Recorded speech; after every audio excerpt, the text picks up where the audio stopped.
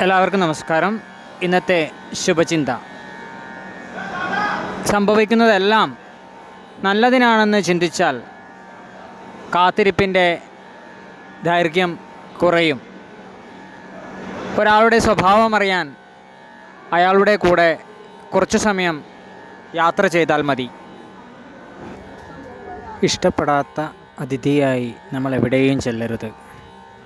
അതിഥി എന്ന നിലയിൽ നമ്മൾ പ്രിയങ്കരനായിരിക്കാൻ അവിടെ നമ്മൾ ചിലവിടുന്ന സമയം കുറയ്ക്കുക.